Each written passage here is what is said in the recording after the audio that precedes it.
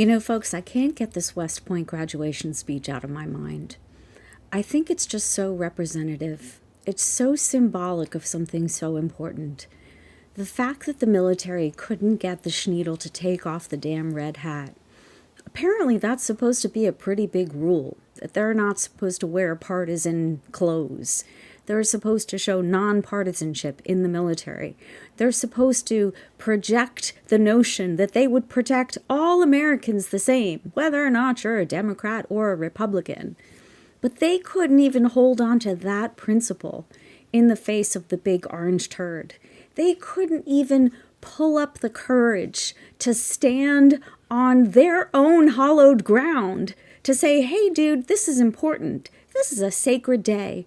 We're celebrating a huge effort by all of our cadets. We're celebrating their dedication. We're celebrating all of the time that they spent, all of the huge sacrifice that they have made, all of the work that they have put in to get to this point. We're celebrating the fact that they're going to devote their lives to representing this country. We're celebrating the fact that these are the best and the brightest, and that we are lucky to have them.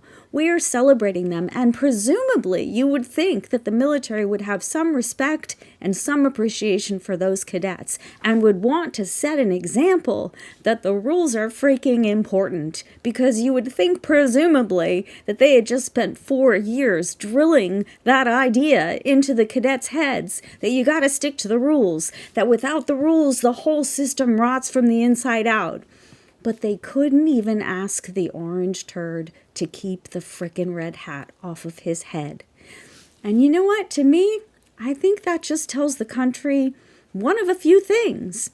Well, it tells the country that the military is actually not nonpartisan, and that if you're a Democrat in this country, you should really worry, because the military is not going to defend you. They're going to defend the red hats. They are. And if you don't happen to be in a red state, or if you don't happen to be a Trump supporter, well, sorry, you're second. And even though the military swore an oath, they didn't really mean it. They don't really think everybody's equal. No, there are some people who are expendable, depending on what they think. That's one of the messages that the military just sent.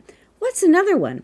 Well, it could be that the military is actually full of suckers and losers, and that depending on who's in charge, they just have to show absolute fealty, and it doesn't really matter if it's right or wrong, they just have to go along. So they're suckers and losers, and I guess, since they're suckers and losers, they would also have to be pussies. Which I think is a big problem, because the military is supposed to be very alpha, aren't they? They're supposed to be super strong. We sure put a lot of money into depending on them being strong. We sure give them a lot of weaponry so that they can be as strong as they can be. But, they can't seem to enforce a dress code. A dress code that's really important. A dress code that gives the country the notion that everybody is actually equal, that the military does actually stand on principle, that they do actually respect everybody in America and respect the cadets on a big celebratory day.